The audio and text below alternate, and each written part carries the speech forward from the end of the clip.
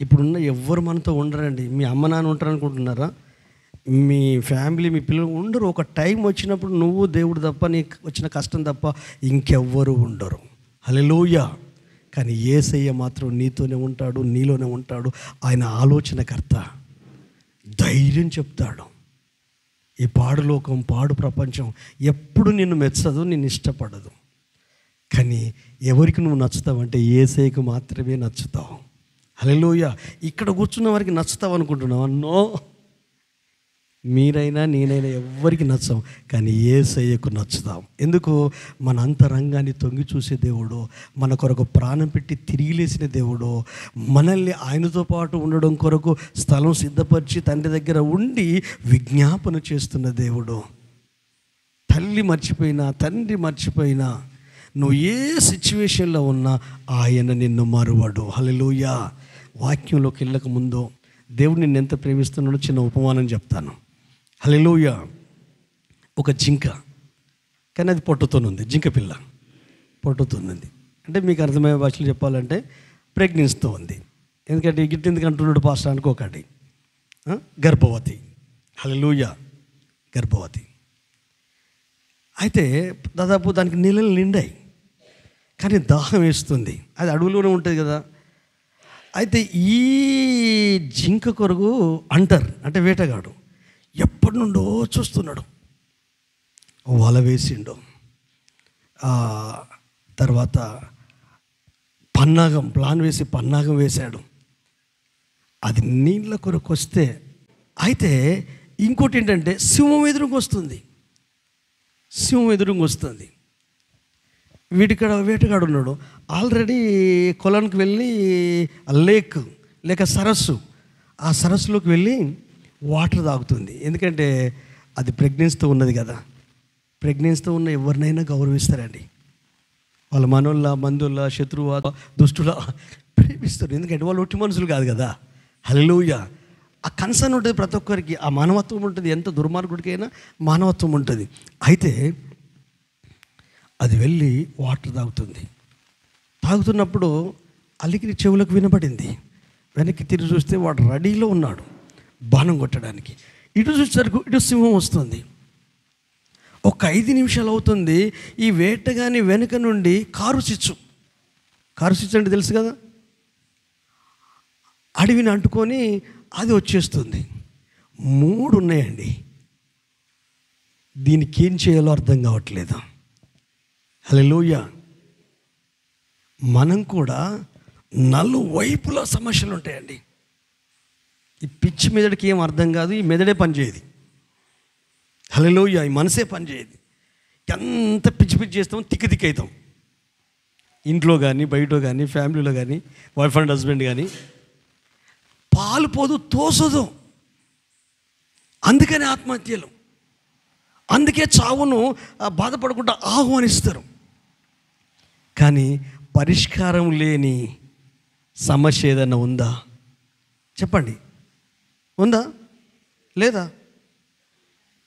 పరిష్కారం లేని సమస్య లేదు. పరిష్కారం, ఎర్ర సముద్రం ఉంది, వేరే పరో సైన్యం వస్తుంది. వీళ్ళకు పరిష్కారం ఉన్నట్టు అనిపించిందా? కానీ ఎక్కడైతే పరిష్కారం అందులోనే దారి చేశాడు. నువ్వు నమ్మిన దేవుడు.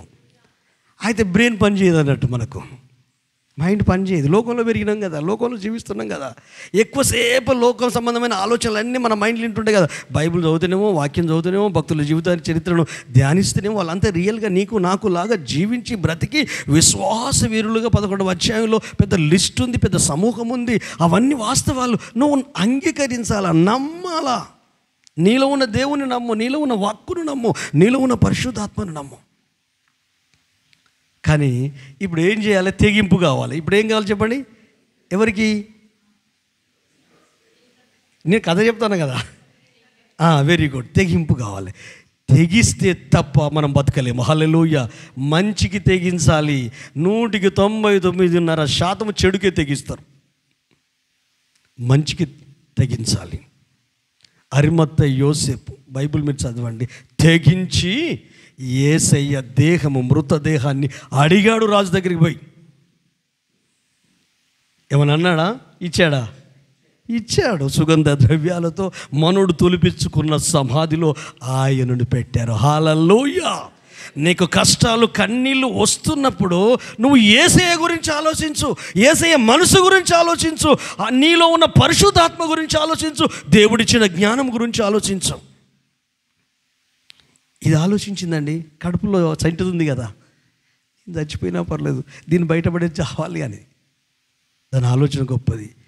ఈట అమ్మో వీడైతే మనిషి అని వేటగాని వైపే వెళ్ళింది.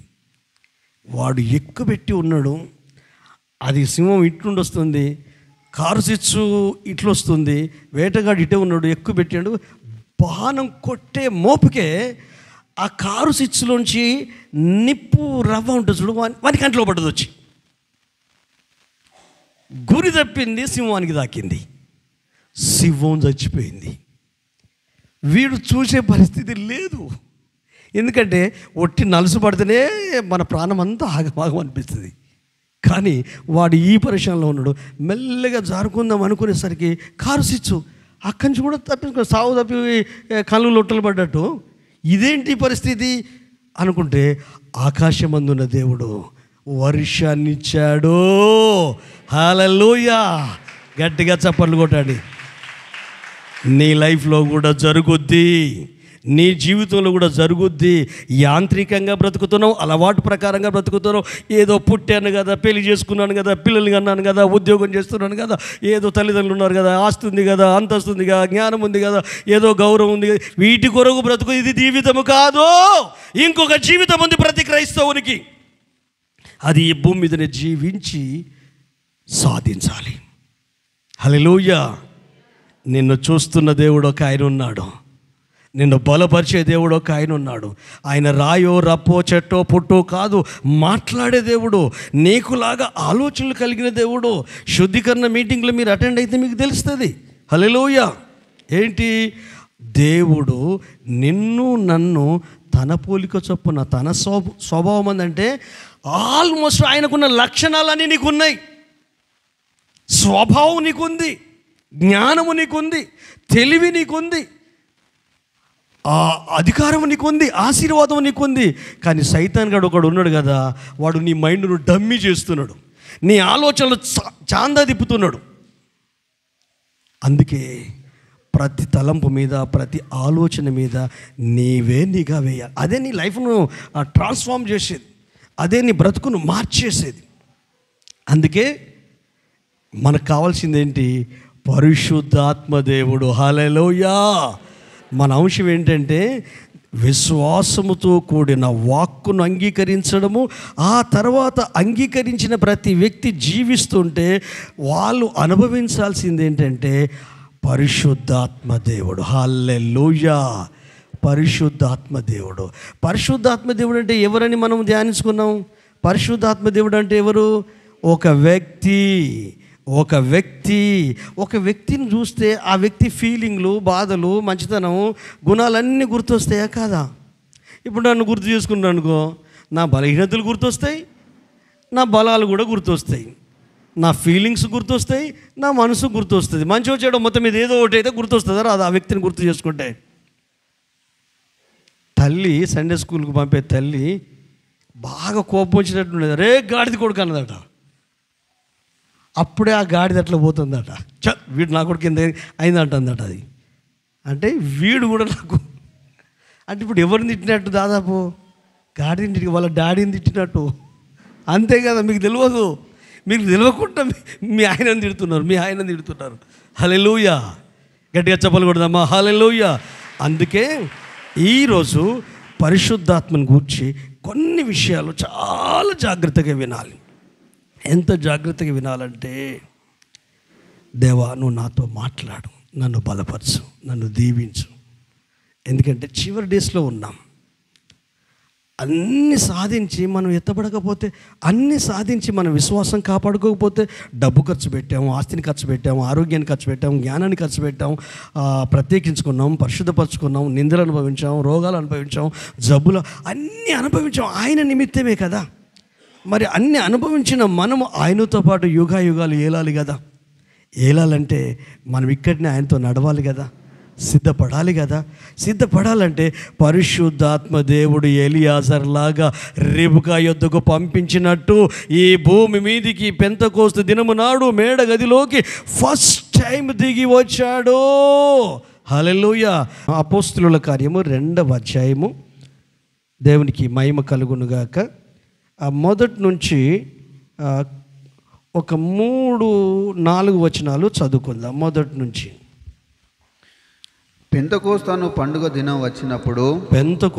పండుగ దినం వచ్చినప్పుడు అందరూ ఒక చోట కూడి ఉండిరి. అప్పుడు వేగంగా వీచు బలమైన గాలి వంటి ఒక ధ్వని ఆకాశము నుండి అకస్మాత్తుగా కలిగి వారు కూర్చుండి ఉన్న ఇల్లంతయు నిండెను. వారు కూర్చున్న ఇల్లంతలో నిండెను. మరియు అగ్నిజ్వాలల వంటి నాలుకలు విభాగింపబడినట్టు వారికి కనబడి వారిలో ఒక్కొక్కరి మీద వ్రాలగా అందరూ పరిశుద్ధాత్మతో నిండిన వారై ఆత్మ వారికి వాక్శక్తిని అనుగ్రహించిన కొలది అన్య భాషలతో మాటలాడుచుండిరి. హల్లెలూయా. ఇంకొక వచనాన్ని కూడా చదువుదామా. 14వ వచనం, అదే 2వ అధ్యాయంలో. అయితే పేతురు ఆ 11తో కూడా లేచి నిలిచి బిగ్గరగా వారితో ఇట్లనెను, యూదయ మనుషులారా, యెరూషలేములో కాపురమున్న సమస్త జనులారా, ఇది మీకు తెలియనుగాక, చెవియొగ్గి నా మాటలు వినుడి. మీరు ఊహించినట్లు వీరు మత్తులు కారు, పొద్దు పొడిచి జామైనను కాలేదు. యోవేలు ప్రవక్త ద్వారా చెప్పబడిన సంగతి ఇదే. ఏమనగా అంత్య దినములయందు నేను మనుషులందరి మీద నా ఆత్మను కుమ్మరించెదను. మీ కుమారులను మీ కుమార్తెలను ప్రవచించెదరు. మీ యవనులకు దర్శనములు కలుగును. మీ వృద్ధులు కలలు కందురు. ఆ దినములలో నా దాసుల మీదను నా దాసురాండ్ల మీదను నా ఆత్మను కుమ్మరించెదను. కనుక వారు ప్రవచించెదరు. ఆమేన్. హల్లెలూయా. దేవునికి మహిమ. ఇప్పుడు పరిశుద్ధాత్మ దేవుని యొక్క రాకడ ఏ విధంగా జరిగిందో మనందరికీ తెలుసు. కానీ విశ్వాసముతో దాన్ని అంగీకరించి ఆత్మ అనుభవంలోకి వచ్చాము. ఆత్మ చేత నింపబడ్డాము, భాషలతో నింపబడ్డాము. ప్రభు కొరకు శూర కార్యాలు కూడా చేశాము. బ్రతుకుతున్నాం, ముందుకెళ్తున్నాం. ఈ మాట 14వ వచనంలో మాట్లాడింది ఎవరు? పేతురు లైఫ్ స్టైల్ని ఒకసారి చూద్దామా. హల్లెలూయా. పరిశుద్ధాత్మ పొందకముందు ఎలా ఉండే? హల్లెలూయా. పరిశుద్ధాత్మ పొందిన తర్వాత లేచి నిలబడి మాట్లాడుతున్నాడంటే ఒక్కసారి ఆయన జీవిత సాక్ష్యాన్ని విందామా. హల్లెలూయా.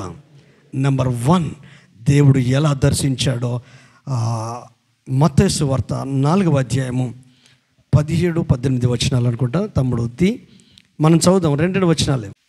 అప్పటి నుండి యేసు పరలోక రాజ్యము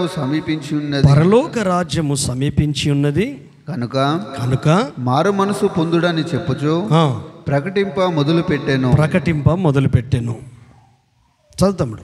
యేసు గలిలయ సముద్ర తీరమున నడుచుచుండగా పేతురు అనబడిన సీమోను అతని సహోదరుడైన ఆంద్రేయ అను ఇద్దరు సహోదరులు సముద్రములలో వల వేయుట చూచెను సముద్రములో వారు జాలరులు ఆయన నా వెంబడి రండి నేను మిమ్మును మనుషులను పట్టు జాలరుగా చేతునని వారితో చెప్పాను. మనుషుల పట్టు జాలరుగా చేతునని చెప్పాను. వెంటనే వారు తమ వలలు విడిచిపెట్టి ఆయనను వెంబడించిరి. ఆమేన్. సీమోను జీవితంలోకి వద్దాం. హల్లెలూయా. ఆయన మనకులాగా వృత్తిలో ఉన్నాడు, వ్యాపారంలో ఉన్నాడు, పనిలో ఉన్నాడు, చేపల పని చేస్తున్నాడు. వృత్తిరీత్యా జాలరులు. చేపలు పట్టడం తెలుసు, అనుభవం ఉంది, జ్ఞానం ఉంది, అన్నీ ఉన్నాయి. ఎప్పుడైతే 30 సంవత్సరాల తర్వాత పరిశుద్ధాత్మ చేత నింపబడి 40 రోజులు ఉపవాసం ఉండి సాతానుతో పోరాటం చేశాడు. ఎలా పోరాటం చేశాడో ఇంటికి వెళ్ళినాక అదే అధ్యాయం 4 వచనం నుండి ఇంచుమించు 16 వరకు చదువుకోండి. వాళ్ళ ఫైటింగ్ ఉంటుంది, సైతాన్ది దేవుని వాక్యంతో ఫైటింగ్ ఉంటుంది. అయితే ఆ యుద్ధం ముగిసిన వెంటనే పరిచర్యలోకి దిగి పరిచర్యలో ముందుకు కొనసాగుతున్నాడు. హల్లెలూయా. పరిచర్యలో ఎవరిని కలుసుకున్నాడు? మొట్టమొదలు సీమోనును వాళ్ళ తమ్ముణ్ణి కలుసుకున్నాడు. వాళ్ళ కష్టపడే విధానం చూశాడు. హల్లెలూయా. వాళ్ళు అంటే కుటుంబం కొరకు ఎవరైతే కష్టపడుతున్నారో వారిని దేవుడు ఎన్నుకుంటాడో, ఫ్యామిలీ కొరకు ఎవరైతే అహోరాత్రులు కష్టపడతారో వాళ్ళంటే యేసేకి ఇష్టము. సోమరులు ఇష్టం ఉండదు. సోమరులు వెట్టి పనులు చేయాల్సి వస్తుంది. హల్లెలూయా. కష్టపడే వాళ్ళను దేవుడు ప్రేమిస్తాడు, కష్టపడే వారినే ఆశీర్వదిస్తాడు. మోకాళ్ళ మీద నుండి 2 చేతులతో కొట్టి పరిశుద్ధాత్మ భాషలు నింపుకొని దీవించాడు. హల్లెలూయా. మీరు అనొచ్చు, మరి మీరేం కష్టపడ్డారు, మిమ్మల్ని దేవుడు పిలిచాడు. కష్టపడ్డాను. హల్లెలూయా. ఎన్నోసార్లు చెప్పాను, ఎస్ఎస్సి ఫెయిల్ అయ్యానంటే 90లో నన్ను వ్యవసాయానికి హల్లెలూయా తీసుకెళ్ళాడు. చదువునికి వస్తలేగా వ్యవసాయం చేయించాడు. స్కూల్కి వెళ్ళే టైంలోనే 4 పాడి పశువులను ఉదయకాలం తీసుకుపోయి మేపుకురావాలి, మళ్ళీ 11 గంటల వరకు తీసుకురావాలి, ఆ తర్వాత మధ్యాహ్నం అంతా రెస్ట్ తీసుకోవాలి, సాయంత్రం 4 అయిందంటే మళ్ళీ పశువులను తీసుకొని మేత కొరకు పోవాలి.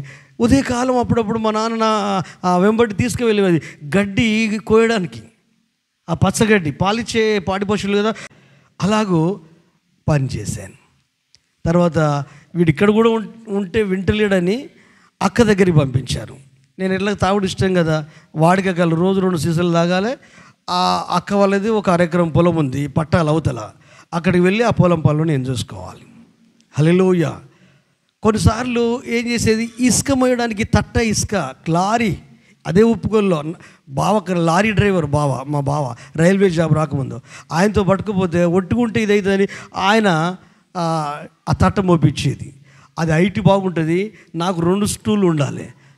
అట్లా ఎక్కి పోసిన అనుభవాలు. ఆ తట్ట ఎంత ఉంటుందో మోసిన వాళ్ళకి తెలుస్తుంది, ఇసుక తట్ట. హల్లెలూయా. నేను చెప్పాను, నేను పని కొరకు నేను నందనంకు వెళ్ళి ఏ విధంగా ఈతకలు తీసుకొచ్చి అమ్మానో చెప్పాను. హల్లెలూయా. ఇవన్నీ కథలు కావు, అది దేవుడు చూశాడు. హల్లెలూయా. చెడ్డోడైనా అలవాట్ల గందరగోళంగా ఉన్న కష్టపడే మనిషి అని ప్రభు పిలిచాడు నన్ను. హల్లెలూయా.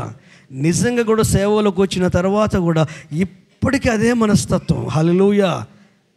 వయసు పెరిగినా, అవకాశాలు మారినా, అవసరతలు తీర్చబడకపోయినా మనుషులను, తల్లిదండ్రులను, అత్తమామలను, అన్నదమ్ములను, సంఘాన్ని, నాతో ఉన్న వారినో బాధ పెట్టకుండా ప్రభు మీద ఆధారపడి ప్రభు మార్గంలో ముందుకు వెళ్తూ ఉన్నాను. హల్లెలూయా. జగత్తు పునాది వేయబడక ముందే, తల్లి గర్భంలో రూపింపబడక ముందే ఆ సృష్టికర్త నిన్ను, నీ కుటుంబాన్ని చూశాడో. హల్లెలూయా. వెదికి రక్షించాడు నశించిన దాన్ని. ఆ విధంగా వెళ్ళిన ఈ యేసయ్య సీమోనులో ఏ గుణం నచ్చిందో తెలియదు. హల్లెలూయా. సీమోను, నువ్వు నన్ను వెంబడించు. వలలు విడిచి యేసును వెంబడించిరి. హల్లెలూయా. చదువుకోవడానికి ఈజీగా ఉంటుంది, వాక్యం చెప్పడం కూడా ఈజీ అనిపిస్తుంది. కానీ ఇందులోకి దిగితే తెలుస్తుంది. మన వాళ్ళు చెప్తారు కదా, నిండ మునిగి నిమిషాలు ఎక్కడిదని. హల్లెలూయా. పరిచర్యలోకి దిగితే, సేవలోకి దిగితే, ఆయన రక్షణలోకి వస్తే, మారు మనసు, పశ్చాత్తాపం, పరిశుద్ధాత్మ పొందుకొని నిజంగా వాక్యానుసారంగా జీవిస్తే ఆ స్ట్రగులింగ్ ఏంటో తెలుస్తుందండి. ఇన్నర్ సైడ్ ఆ బాధ ఏంటో తెలుస్తుంది. ఎందుకంటే ప్రభు కొరకే జీవించాలా, ప్రభు కొరకే బ్రతకాలా, ఫ్యామిలీ ఉంది, కుటుంబం ఉంది, పిల్లలు ఉన్నారు, పని చేయాలా. కానీ అవన్నిటినీ పక్కకు పెట్టి యేసును వెంబడించారు. హల్లెలూయా. ఇప్పుడు అలా నిన్నేమైనా పిలుస్తున్నాడా? పిలిస్తే వచ్చేయి. హల్లెలూయా. 93 నుంచి వాక్యం వింటున్నావు కదా, ఇంకా నీ కొరకు, నీ కుటుంబం కొరకే బతుకుతావా? యేసయ్య కొరకు బ్రతకవా? హల్లెలూయా. 10 కుటుంబాలను బ్రతికించడానికి, ప్రతి గృహాలను కట్టడానికి, ఆధ్యాత్మికంగా అనేక జీవితాలను కట్టడానికి. మీ పాస్టర్ గురించే సాక్షి చెప్తావు, విడిపోయిన భార్య భర్తలు కలిసి చనిపోయేటోళ్ళు బ్రతికిళ్ళు. మరి నిన్ను వాడుకోవద్దా? నీ కుటుంబాన్ని వాడుకోవద్దా? మీ పిల్లల్ని వాడుకోవద్దా? మీ గృహాన్ని వాడుకోవద్దా? వాడుకోవచ్చు. అందరికీ సంపూర్ణకాల పిలుపు ఉండదు, కానీ ఒక పిలుపు యూనివర్సల్. హల్లెలూయా. ఒక పిలుపు యూనివర్సల్. ఏంటి యూనివర్సల్ అంటే, సర్వలోకమునకు వెళ్ళి సర్వ సృష్టికి సువార్త ప్రకటించుడి. నేను ఏ సంగతులు మీకు బోధించుతునో ఆయా సంగతులు వారికి నేర్పించుడి. సమస్త జనులను శిష్యులనుగా చేయుడి. హల్లెలూయా. బైబిల్ మొత్తం చదువు, విశ్వాసులు అనేది ఎక్కడ ఉండదు, శిష్యులనే చేయాలి. శిష్యుడు అంటే ఎవరు? మారు మనసు పొంది బాప్తిసం తీసుకొని రక్షించబడి మందిరానికి వచ్చేవాడు. ఇదంతా శిష్యుల సమూహము. హల్లెలూయా. ఇదంతా శిష్యుల సమూహము. శిష్యులు అంటే వాళ్ళు ఏది నేర్చుకొని ఏ విధంగా రక్షించబడ్డారో ఈ రక్షించబడిన అనుభవాన్ని వారికి చెప్పడం. అపోస్తలుల కార్యం 1వ అధ్యాయం 8వ వచనం ఏమంటో తెలుసా? అయినను పరిశుద్ధాత్మ మీ మీదకి వచ్చినప్పుడు మీరు శక్తి నొందెదరు. మీరు యెరూషలేములోను, యూదయలోను, సమరయలోను భూదిగంతముల వరకు సాక్షులుగా జీవిస్తారు. హల్లెలూయా. సాక్షులుగా జీవించడం అంటే నువ్వు ప్రభుని నమ్ముకున్నందుకు సాక్ష్యమే, కానీ ఎట్లా నమ్ముకున్నావో ఇతరులకు చెప్తేనే సాక్ష్యము. నిన్ను ఎట్లా మార్చాడో ఇతరులకు చెప్తేనే సాక్ష్యము. యేసు నిజమైన దేవుడు అని ఎట్లా గుర్తించావో ఇతరులకు చెప్పాలి. మీ ఫ్రెండ్స్కి చెప్పాలి, మీ పై ఆఫీసర్కి చెప్పాలి, మీ కుటుంబ సభ్యులకు చెప్పాలి, మీ ఇరుగు పొరుగు వారికి చెప్పాలి. ఇది పాస్టర్ చేసే పని కాదు, నీవు చేసే పని.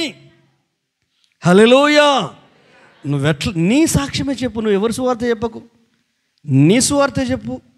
ఒకప్పుడు విగ్రహారాధికుడివి, ఇప్పుడు యేసయ్యను ఆరాధిస్తున్నావు. ఒకప్పుడు యేసయ్య మాట అంటేనే నీ నోటికి కానీ నీ చెవులో కానీ వినబడితే కంపరం ఎక్కేది. ఇప్పుడు ఆ మాటలు లేకుండా బతకలేకపోతున్నావు, ఆ పాటలు పాడకుండా ఉండలేకపోతున్నావు. అంటే నీ సాక్ష్యం చెప్పాలి. సమయోచితమైన ఆలోచన వచ్చినప్పుడు, ఒక సందర్భం వచ్చినప్పుడు, ఒక అవకాశం వచ్చినప్పుడు చెప్పాలి. కొంతమంది ఏం చేస్తారంటే ఇక తెలిసిందంటే చెప్పొద్దు. వాళ్ళ సిచ్యువేషన్ చూడాలి, వాళ్ళ పొజిషన్ చూడాలి, వాళ్ళు ఏ కండిషన్లో ఉన్నారు, మనం చెప్తే వినగలిగే కండిషనా కాదా అన్నీ ఆలోచించి మాట్లాడాలి. అప్పుడెప్పుడో పౌలు చెప్తాడు కదా రాజు దగ్గర, అగ్రిప్ప రాజు దగ్గర, ఇంత గొడవ జరుగుతుందా నీ కొరకు, అసలు ఏంది నీ ప్రాబ్లం ఏంది, ఈ జనాలంతా ఇట్లా కొట్టుకొస్తున్నారు 2 గుంపులు అంటే, అయ్యా ఈ సంఖ్యలు తప్ప అందరూ నా వల్ల ఉండాలని కోరుకుంటున్నాను అంటే, అగ్రిప్ప రాజా మీరు కూడా దేవుని వల్ల ఉండాలని కోరుకుంటున్నాను అంటే, అరే ఇంత సులువుగా నన్ను క్రైస్తవుని చేద్దాం అనుకుంటున్నావు అంటాడు. నేనేమంటా అంటే, ఆలోచన మారిందనుకో మాట తీరు మారుతుంది. హల్లెలూయా.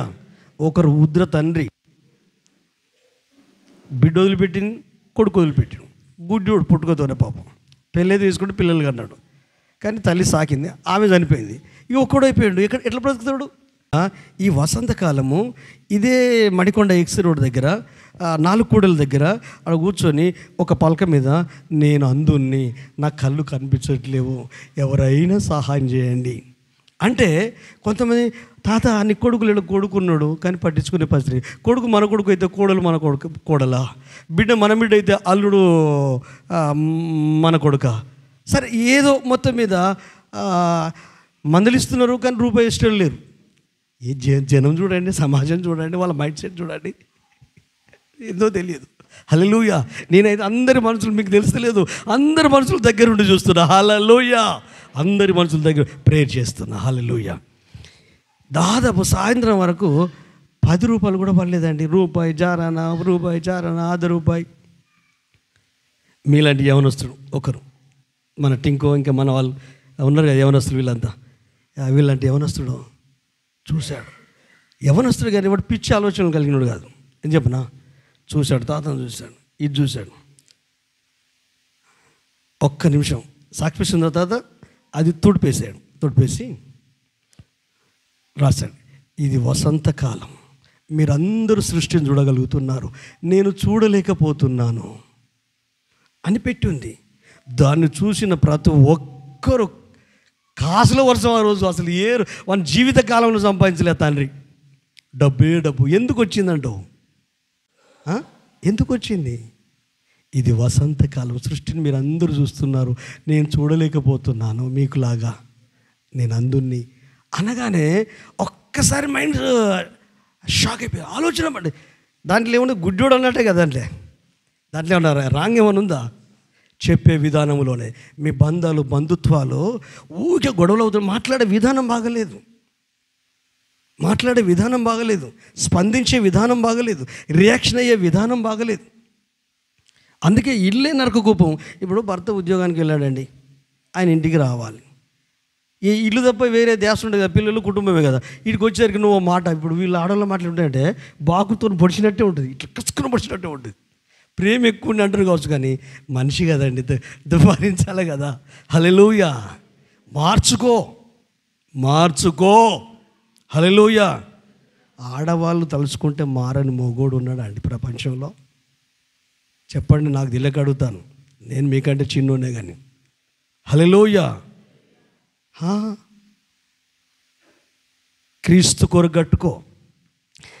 మీ ప్రవర్తన చూసి మీ భర్తలు ఇక్కడికి రావాలా, మీ ప్రవర్తన చూసి మీ భార్యలు ఇక్కడికి రావాలా, మీ ఇద్దరి ప్రవర్తన చూసి మీ పిల్లలు పరిగెత్తుకొని రావాలా. ఇదేదో భజన చేసుకునేది కాదు, ఆదివారం భజన కాదు, సీజనల్ భక్తి కాదు, ఇది పర్మనెంట్ భక్తి. ఇది స్కూళ్ళలో బోధించరు, ఇదంతా ఎక్కడ బోధించరు, బయట ఎవరు మీకు చెప్పరు.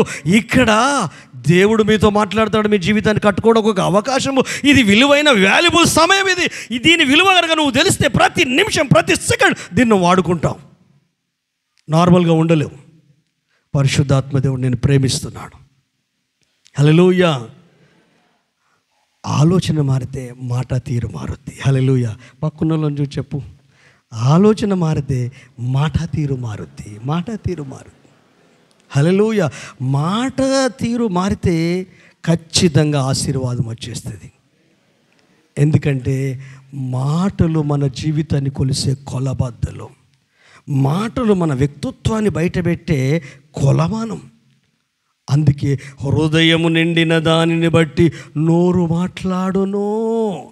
అందుకే మన ఆలోచనలే మాటలై, ఆ మాటలు బయటకు వస్తే భావాన్ని వ్యక్తపరుస్తాయి.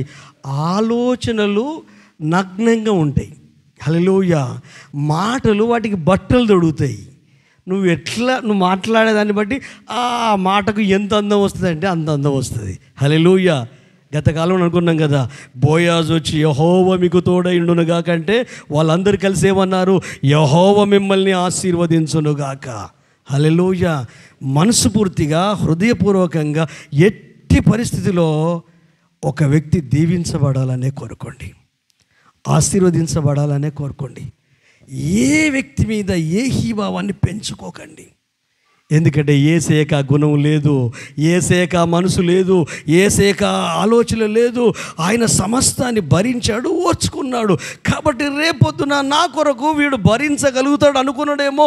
సీమోనును తమ్ముడు ఆంద్రియను పిలిచాడు. పిలిస్తే వాళ్ళ కమిట్మెంట్ చూడండి. కంఫర్ట్ జోన్లో నుండి బయటకు వచ్చారు. కంఫర్ట్ జోన్ అంటే ఏంటి? నేను ఇక్కడి చెట్టు గదిలా ఈ పరిధిలోనే ఉంటా, బాయిల కప్పలాగా ఉంటా. వద్దు, కంఫర్ట్ జోన్ నుండి బయటికి రావాలి. చిన్న విషయమే ఎక్కువ ఉపమానాలు ఎందుకు చెప్తున్నంటే, ఆ వన్ వర్డ్ పట్టుకుంటే చాలండి, లైఫ్ చేంజ్ అవుతుంది. గంట ప్రసంగం వినాల్సిన అవసరం లేదు. హల్లెలూయా. గంట ప్రసంగం వినాల్సిన అవసరం, ఒక వన్ వర్డ్ పట్టుకుంటే సరిపోద్ది. One word. హల్లెలూయా. ఒక తండ్రి 2 చెట్లు, ఒకటేమో ఇంట్లో నాటించాడట, ఇంకొకటేమో బయట నాటించాడట అడవిలో. 4 years అయింది, వేరే దేశం వెళ్ళాడు. వెళ్ళే ముందు నాటించాడన్నాడు. అరే నువ్వు వెళ్తున్నావు కదా, 4 సంవత్సరాలు నీ కోర్స్ అయిపోతుంది కదా, మళ్ళీ నువ్వు ఇండియాకి రావాలి కదా అంటే వెళ్ళాడు. వెళ్ళి 4 years తర్వాత వస్తే ఇంటి దగ్గర చెట్టు మంచిగా ఉంది. అడవిలోకి వెళ్ళి చూస్తే అడవిలో ఉన్న చెట్టు దాని మొదలు బలంగా బలిసింది, గట్టిగా ఉంది. ఇదేమో సుకుమారంగా ఉంది, ఇంట్లో ఉంది. హల్లెలూయా. ఏంది డాడీ ఇదేమో దీనికి దానికి చాలా తేడా ఉంది. ఒకటే రోజు పెట్టాను కదా, పెట్టిన ప్లేసులు వేరు. హల్లెలూయా.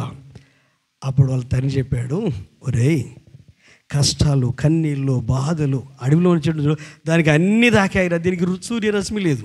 ఇప్పుడు ఏసీ వచ్చింది కదా, బయటికి వెళ్ళరు. హల్లెలూయా. సూర్యుడు ఉదయించి నడినెత్తి మీదకి వచ్చిన తర్వాత బయటికి వెళ్తారు. సూర్యుడు లేవకముందే మీరు లేవాలి, సూర్యునితో మీరు పోటీ పడాలి. మీరు ఏ ఫీల్డ్లో ఉన్నా, హల్లెలూయా, ఏ ఫీల్డ్లో ఉన్న యవనస్తులు ఉన్నారు చూడు, ఇలాంటి యవనస్తులకు మీకు 7 గంటలు చాలు. హల్లెలూయా. నిద్రకు కొంచెం మనలాంటి వాళ్ళు ఉన్న చూడు, మనలాంటి వాళ్ళు 6 గంటలు చాలు. హల్లెలూయా. చిన్నపిల్లలు ఉంటారు చూడు, వాళ్ళకి 8 గంటలు చాలు. కానీ సామాన్యంగా మనం ఎన్ని గంటలు 10 గంటలు పడుకుంటాం, 10 hours. హల్లెలూయా. అచ్చా, ఈ మధ్యకాలంలో పడుకుంటున్నారో నాకు తెలియకూడదా? పడుకోవట్లేదు. హల్లెలూయా. సెల్ ఫోన్ మీరు బానిసనా? మీకు సెల్ ఫోన్ బానిసనా? మరి ఎందుకు? రాత్రి నిద్రపోవచ్చు కదా. 10 దాటిందంటే ఆన్లైన్లో ఉంటారు, 9:30 అయిపోయిందంటే మీ ఫోన్లలో కనపడద్దు. కొంతమంది ట్రిక్కులు తెలుసు, అమ్మో కనపడనట్టే అన్ని దరిద్రపు ఆలోచనలు. జస్ట్ పడుకో. నిద్రకు మించిన ఆరోగ్యం ప్రపంచంలో లేదు. హల్లెలూయా. నిద్రకు మించిన ఆరోగ్యం. నీ భార్య పిల్లలు ఉన్నారు, నీ భర్త, నీ ఫ్యామిలీ ఉన్నారు. వాళ్ళ కొరకు మనం బ్రతకాలంటే నువ్వు నిద్రపోవాలి టయానికి. హల్లెలూయా. గంటలు గంటలు గడపకండి. యవనస్తులు, చదువుకున్న పిల్లలు, భవిష్యత్తు కొరకు ఆలోచించండి, మీ లైఫ్ కొరకు ఆలోచించండి. దేవుడు మిమ్మల్ని ఏర్పాటు చేసుకున్నాడు, ఎన్నిక చేసుకున్నాడు. అజమాయిష్గా వచ్చి ఇక్కడ కూర్చోలేదు. ఈ మాటలు మీ కొరకే, మీ కుటుంబాల కొరకే, మీ భవిష్యత్తు కొరకే. మిమ్మల్ని ఇష్టపడుతున్నాడు, మిమ్మల్ని సీమోను పేరు పెట్టి పిలిచినట్టు పిలుస్తున్నాడు. రక్షించాలని, విడిపించాలని, బలపరచాలని, అభిషేకించాలని, ఆశీర్వదించాలని, మీ ఆలోచన విధానాన్ని మార్చాలని, మీ భవిష్యత్తుకు బంగారు బాట వేయాలని, మీ కలవరాలు, మీ భయాలు, మీ టెన్షన్లు తొలగించి ధైర్యము, నిరీక్షణ, నిబ్బరముతో నిన్ను, నీ కుటుంబాన్ని నిలబెట్టి ఆయన కృపలో ముందుకు నడిపించాలని. ఎవరిని నమ్మినా మోసపోతావు. యేసయ్య నమ్మిన వ్యక్తి ప్రపంచంలో మోసపోయినట్టు లేనే లేదు. హల్లెలూయా. ఫ్రెండ్స్ నమ్మితే మోసపోతాం. ఫ్రెండ్సే కదండి నమ్మించి గొంతుకు వచ్చేది. హల్లెలూయా. వీడు నాకు ద్రోహం చేయదంటే ఖచ్చితంగా వాడు ద్రోహం చేస్తాడు. మనుషులు అంతే, ఒక్క మాటలే పడాడు. నాసిక రంధ్రాలలో ఊపిరున్న ఏ మానవుడైనా, హల్లెలూయా, నమ్మకం పెట్టొద్దు. యేసయ్య మీద నమ్మకం పెడదాం, యేసయ్య కొరకు బ్రతుకుదాం, యేసయ్య పునాది మీద నిలబడదాం, వాక్య పునాది మీద నిలబడదాం, పరిశుద్ధాత్మ అనుభవంలో నిలబడదాం. పిలిచిన వెంటనే వదులుకోగలిగాడో. ఏది నువ్వు విడిచిపెట్టలేకపోతున్నావు, ఏది వదులుకోలేకపోతున్నావు. దేవునికి ఏదైతే కావాలని కోరుతున్నాడో, దేవునికి ఏదైతే ఇష్టం ఉందని కోరుతున్నాడో, నువ్వు ఆదివారం మందిరం రావడం దేవునికి ఇష్టం, నువ్వు బైబిల్ చదవడం దేవునికి ఇష్టం, నువ్వు ప్రార్థన చేసుకోవడం దేవునికి ఇష్టం. హల్లెలూయా. నీ జీవితాన్ని మార్చుకోవడం దేవునికి ఇష్టం. హల్లెలూయా. నీ ఆత్మ పరిశుద్ధాత్మతో ఏకమైపోయి ఆ ఆత్మ అనుభవంలోనికి వచ్చి ఆయన కొరకు నువ్వు సిద్ధపడడం దేవుని ఇష్టం. దేవుని ఇష్టము నువ్వు చేయగలిగితే నీకు అక్కరగా ఉన్న ఏంటో జ్ఞానం కావాలా, ఆరోగ్యం కావాలా, ఆయుష్ కావాలా, గవర్నమెంట్ ఉద్యోగం కావాలా, అద్భుతాలు జరగాల, చదువు బాగా రావాలా, సబ్జెక్ట్ అర్థం కావాలా, అది ఏ ఫీల్డ్ అయినా కానీ నువ్వు ఆయనకు నచ్చినట్టుంటే సమస్తం ఆయన ఇవ్వగలుగుతాడు. హల్లెలూయా. సమస్తాన్ని ఆయన ఇవ్వగలుగుతాడు. ఈ రోజులు భయంకరంగా ఉన్నాయండి. ఈ ఏఐ చేయబట్టి, ఈ చాట్ జీపీటీ ఏదో ఉంది కదా, అది మనిషిని మ్యానిపులేట్ చేయొచ్చు అండి, మనిషిని మ్యానిపులేట్ చేయొచ్చు. ఈ సాఫ్ట్వేర్ రంగంలో దిట్ట, ఆల్మోస్ట్ అమెరికాలో ఆ మనిషి మన ఇండియా వ్యక్తే. అయితే ఎవరు ఏం చేశారో తెలియదు, ఫ్రెండ్స్తో కలిసి ఒక దగ్గర ఉన్నాడట. తన మనసులో చిన్ననాటి దోస్తుల గురించి ఆలోచించుకున్నాడట. తెల్లవారి మనోడు ఏమేమి ఆలోచించలో మొత్తం మెసేజ్లు వస్తున్నాయట. ఇది ఎన్ని రోజులు జరిగింది కంటే 1.5 year. ఇక మనిషికి స్వేచ్ఛ ఎక్కడదండి?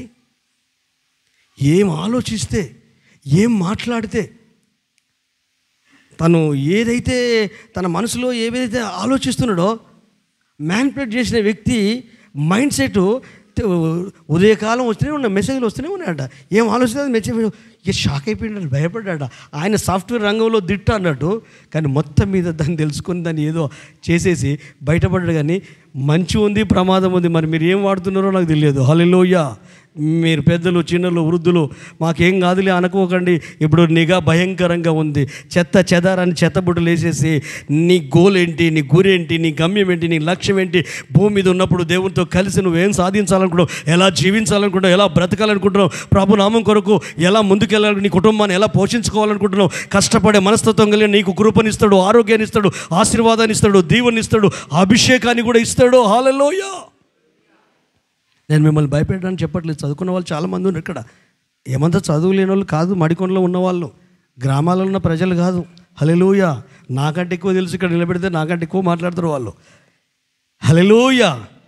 కాబట్టి ఈరోజు మనం చేయాల్సింది ఏంటంటే, నిన్ను దేవుని మాట విని ముందుకెళ్ళకుండా నేను అడ్డుకునేది ఏంటిది? ఫ్యామిలీ, ఆలోచన, ఇబ్బందా, ఫైనాన్షియల్ ప్రాబ్లమా, అనారోగ్యమా, అప్పుల సమస్య, మానసిక సంఘర్షణ, కుటుంబ సభ్యుల, ఫ్యామిలీ మెంబర్సా, పనిచేసే స్థలంలో ఉన్న వాళ్ళ, ఇరుగు పొరుగు వాళ్ళ, ఎవ్వరేం చేయలేరండి. నువ్వు మనసులో అవకాశం ఇస్తా అంటే వాళ్ళు నిన్ను బాధ పెడతా అంటారు. తల్లి అయినా, తండ్రి అయినా, భార్య అయినా, భర్త అయినా. బాధ పెట్టేదానికి నువ్వు ఫోకస్ చేయకు, సంతోషం కలిగించే దాని మీద ఫోకస్ చేయి. హల్లెలూయా. హ్యాపీగా ఉండకపోతే నన్ను అడుగు. యేసయ్య అదే చేశాడు.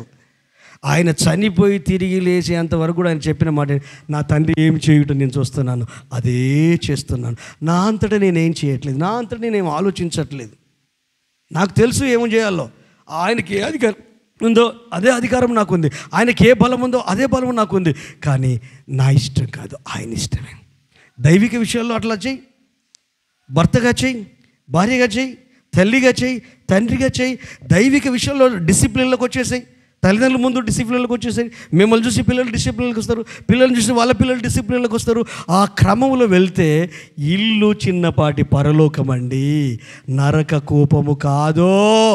హల్లెలూయా. నరక కూపము కాదు. భర్తకు ఏమనిపించాలి, భార్యకి అనిపించాలి, తొందరగా డ్యూటీ ముగించుకొని ఇంటికి వెళ్ళిపోవాలి. నేను మా ఆయన మా పిల్లలు కలిసి ప్రార్థన చేసుకోవాలి, ఏమైనా ఉంటే చిన్న చిన్న విషయాలు డిస్కషన్ చేసుకోవాలి, కుటుంబం గురించి, భవిష్యత్తు గురించి అని ఇట్లా అనిపించాలి. నువ్వు డ్యూటీలో ఉంటావు, రాత్రి ఇప్పుడు 9-10 గంటలకు వస్తావు, వచ్చిందంటే ఫోన్ పడతావు. ఆమె ఉంది కదా, మాట్లాడవా? తెలివి ఎక్కువైందా? ఆమె లేకపోతే నీకు లైఫే లేదు. వీళ్ళు కూడా మంచోళ్ళే. నేను చాలా అలసిపోయాను, ఆయన నన్ను అర్థం చేసుకుంటాడు అని పిల్లలకి తినబెట్టుకుంటే ఆయన తింటే పడుకుంటుంది. మనోడు వచ్చి మెల్లగా దీక్ష దగ్గర పోవాలి. అమ్మని లేపితే అమ్మ ఏమంటుంది, బిడ్డ నువ్వు వేసుకొని తిన్నా. మెల్లగా లేచి, ఇది ఒక్కరోజుకు తతంగం కాదు, రోజు. మీరు మంచోళ్ళే కావచ్చు, మీరు అంత సంతోషంగా చూస్తారు, ఉన్నారు ఆ లిస్టులో. మీరు మారాలి. ఎంత రాత్రి అయినా నీ హస్బెండ్ కొరకు ఎదురు చూడాలి. ఒక్క శరీరం, నిద్ర ఎట్లా పోతాం? హల్లెలూయా. ఎదురు చూసి పిల్లలు పడుకుంటారు, ఆ టైము అత్తమామలు పడుకుంటారు, అందరూ పడుకుంటారు, మంచిగా మాట్లాడుకుంటూ తినొచ్చు. హల్లెలూయా. మీకు ఏం ప్రాబ్లం ఉండదు, మనసు విప్పి మాట్లాడవచ్చు. హల్లెలూయా. ఎందుకంటే పోతే డ్యూటీనే, వ్యాపారమేనే, పనులేనే. ఇంకొంతమంది ఉంటారు, వాళ్ళు రిటైర్మెంట్ అయినా కూడా వాళ్ళు ఏం చేస్తారంటే ఎవరెవరితో మాట్లాడరు. ఇది ఇది ఇది వద్దు. నీ ఫ్యామిలీతో రోజు ఒక 10 నిమిషాలు గడపాలా, పిల్లలతో గడపాలా, మాట్లాడాలి, కూర్చొని మాట్లాడుకోవాలా. అయ్యలారా మీకే కూర్చొని మీరు మాట్లాడుకోవాలి మీ ఫ్యామిలీతో. బంధం పటిష్టమవుతుంది. దానికి ఇంపార్టెన్స్ ఇస్తలేరు పెద్దలు. చేసి చేసి అలసి ఉన్నాకే పడుకోలి అనేది కాదు. ఒక్క 10 మినిట్స్, ఒక్క 5 మినిట్స్ జస్ట్ కూర్చోండి, ప్రేయర్ చేసుకోండి, ప్రార్థన చేసుకోండి. ఇట్లా ఉండండి. నా అనుభవం ఇది. మీరు ఇలా ముందుకెళ్ళంటే తండ్రి మాట్లాడితే ఆ ధైర్యం వేరేనండి, మీకు తెలియదు. తల్లి మాట్లాడిందంటే, తల్లి అంటే వాళ్ళ దోస్తు కదా. హల్లెలూయా. తండ్రి మాట్లాడితే అది వేరే, ఆ బలం వేరే, ఆ ధైర్యం వేరే. అలాగని ఊకి మాట్లాడితే కూడా నీకు విలువయ్యారు. ఎంత మాట్లాడాలో అంత మాట్లాడు. ఫ్రెండ్ అంటే ఫ్రెండ్ లాగా చూడకండి తండ్రిని తల్లిని. అన్నిటికీ ఫ్రెండ్ కాదు, అన్నిటికీ కాదు. ఎంత ఉండాలో అంత ఉండాలి. అమ్మ నాన్న పిల్లలతో వాళ్ళకి నేర్పించడం కొరకు మీరు ఎక్కువ ఉంటే వాళ్ళు నీ భుజం చేస్తారు. పిచ్చిదని మమ్మీ నువ్వు, నీకేం తెలిసి మమ్మీ, పిచ్చి పిచ్చి మాటలు మా పిల్లలు ఉన్నారు ఆటలు. వద్దు వద్దు వద్దు. హల్లెలూయా. నీకంటే ముందు పుట్టింది, తనకు అన్నీ తెలుసు, ఘాటీలు తిని వచ్చింది. హల్లెలూయా. మీరు కూడా ఆలోచించండి. అమ్మ నాన్నను దేవుని తర్వాత దేవునిలాగా పూజించండి, గౌరవించండి. వాళ్ళ భావాలకు విలువివ్వండి, వాళ్ళ ఆలోచనలకు విలువివ్వండి, వాళ్ళ మనసుకు విలువివ్వండి. వయసు పైబడతా అంటే ఏదేదో తినాలనిపిస్తుంది. అడగడం కాదు, తల్లి అడగడం, తండ్రి అడగడం కాదు, అడగాలి. డాడీ నువ్వు ఏం తింటావు డాడీ అడగాలి. నేను అడిగేది అట్లా, మా మమ్మీని అడిగేది, మా డాడీని అడిగి మెదడంటే నాకు ఇష్టం ఉండదు, ఎందుకంటే డాడీకి పనులు లేవు కదా, తీసుకొచ్చేది. హల్లెలూయా. బోటి అంటే ఇష్టం డాడీ అని చెప్పేది నాన్న, తీసుకొచ్చేది. ఆయన ఏం తింటారంటే అది తీసుకొచ్చేది. ఎందుకంటే వాళ్ళు కష్టపడి మనకి ఈ రూపాన్ని ఇచ్చారు కదా. మరి ఇవన్నీ కావాలంటే నువ్వు దేవునితో ఉంటేనే ఆ జ్ఞానం. ఎప్పటివరకైతే దేవునితో ఉండవో ఆ జ్ఞానం ఉండదు. హల్లెలూయా. జనరల్గా నువ్వు చేస్తావు కావచ్చు, అందులో దేవుడు ఉండాలి. హల్లెలూయా. ప్రేమతో సత్యం చెప్పు, ప్రేమతో సత్యంతో ప్రేమించు. హల్లెలూయా. సత్యముతో రండి. మనం ఒక్క నిమిషం మోకరిద్దామా? హల్లెలూయా. హల్లెలూయా. ఈరోజు మనకు దేవుడు నేర్పించే ఒకే ఒక పాఠం ఏంటంటే, పరిశుద్ధాత్మ పొందకముందు సీమోను ఎలా ఉన్నాడు, ఎలా రక్షించబడ్డాడు అన్నది మాత్రమే మనం ఈరోజు ఒక్క మాటలో ధ్యానించాం. ఏంటంటే, బిజీ షెడ్యూల్లో ఉన్న, వ్యాపారంలో ఉన్న, చేపల బిజినెస్లో ఉన్న, కుటుంబ పోషణలో ఉండి కుటుంబం కొరకు అంకిత భావంతో బ్రతుకుతున్న సీమోను పేతురులను చూసిన దేవుడు, ఆంద్రేయును చూసిన దేవుడు, నన్ను వెంబడించండి అని దేవుని మాట చెబితే మాటకు లోబడ్డాడు, దేవుని వాక్కుకు లోబడ్డాడు.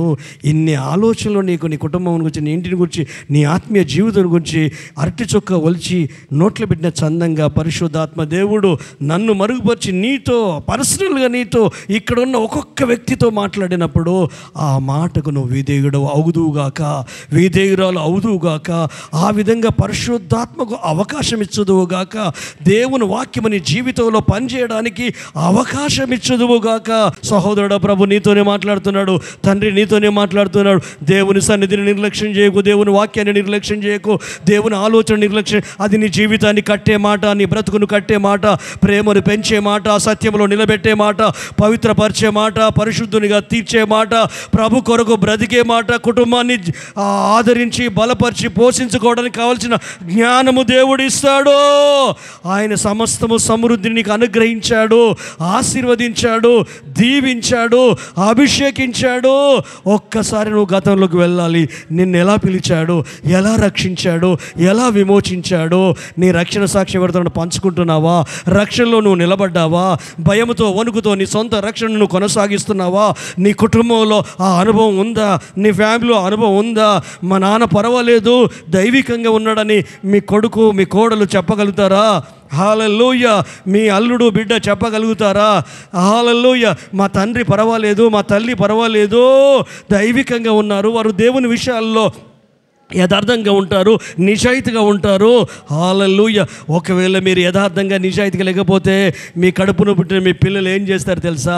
మీ మాటకు విలువ ఇవ్వరు, మిమ్మల్ని గౌరవించరు. ఇన్ని వాక్యాలు తెలుసు, ఇన్ని అనుభవాలు ఉన్నాయి, ఇంత దైవికమైన కార్యాలు తెలుసు, వాళ్ళ జీవితంలో ఎన్ని కార్యాలు జరిగాయి, ఎందుకు దేవునికి నచ్చినట్టు వీళ్ళు జీవించట్లేదు అని రేపు పొద్దున మనల్ని అసహించుకునే అవకాశం ఉంటుంది. ఎవరికి తెలియదులే నువ్వు అనుకుంటున్నావేమో, అందరికీ తెలుస్తుంది. హల్లెలూయా. నీ గుణం అందరికీ తెలుస్తుంది, నీ మనస్తత్వం అందరికీ తెలుస్తుంది. అందరికీ తెలిసింది కొంత, ఎక్కువ నీ ఫ్యామిలీకే తెలుస్తుంది, నీ భర్తకే తెలుస్తుంది, నీ భార్యకే తెలుస్తుంది, నీ పిల్లలకి తెలుస్తుంది, నీ కుటుంబ సభ్యులకే తెలుస్తుంది. వారికి తెలిసినందుకు ఇంకెవరికి తెలియదు. అందుకే కుటుంబంలోనే మార్పు రావాలి, తండ్రిలోనే మార్పు రావాలి, తల్లిలోనే మార్పు రావాలి, పిల్లల్లోనే మార్పు రావాలి, కుటుంబ సభ్యుల్లోనే మార్పు రావాలి. పరిశుద్ధాత్మ దేవుడు మార్చడానికి సిద్ధంగా ఉన్నాడు, నూతనపరచడానికి సిద్ధంగా ఉన్నాడు, విడిపించడానికి సిద్ధంగా ఉన్నాడు, స్వస్థపరచడానికి సిద్ధంగా ఉన్నాడు, బలపరచడానికి సిద్ధంగా ఉన్నాడు, అభిషేకించడానికి సిద్ధంగా ఉన్నాడు, ఆరోగ్యం ఇవ్వడానికి సిద్ధంగా ఉన్నాడు, అప్పులు తీర్చడానికి సిద్ధంగా ఉన్నాడు, నిలబెట్టడానికి, నడిపించడానికి సిద్ధంగా ఉన్నాడు. నువ్వెవరిని మార్చలేవు, యేసయ్య మార్చగలడు. నీ భర్తను మార్చగలడు, నీ భార్యను మార్చగలడు, నీ కుటుంబ సభ్యులు మార్చగలడు. అడుగుతావా? ప్రభుని అడుగుతావా? పశ్చాత్తాపడతావా? చేసిన పొరపాట్లు ఒప్పుకొని, అయ్యాక నేను అలాగ జీవించను, నీ శుద్ధీకరణ కూటములో ప్రభువా నీ సన్నిధిలో పాల్పొందాను, ఇప్పుడు బలలో పాల్పొందడానికి ముందు నీ సన్నిధికి వస్తాను, నన్ను బలపరచు, నన్ను బలపరచు, నన్ను బలపరచు, నీ రక్తం చేత నన్ను శుద్ధి చేయి, శుద్ధి చేయి, శుద్ధి చేయి అని అడుగుతావా? హల్లెలూయా. హల్లెలూయా. ప్రేమ కలిగిన తండ్రి, మీకు వందనాలయ్యా. మాతో మాట్లాడి మమ్మల్ని బలపరిచాం. ఈ వాక్యం వీక్షిస్తున్న నీ ప్రజలను, సంఘాన్ని, సంఘ బిడ్డలను మీరు బలపరిచారు, ప్రోత్సహించారు, తీర్మానం నీ బిడ్డలు తీసుకున్నారు. అలాగూ దీవించి ఆశీర్వదించమని యేసు నామములో అడుగుతున్నాము తండ్రి. ఆమేన్.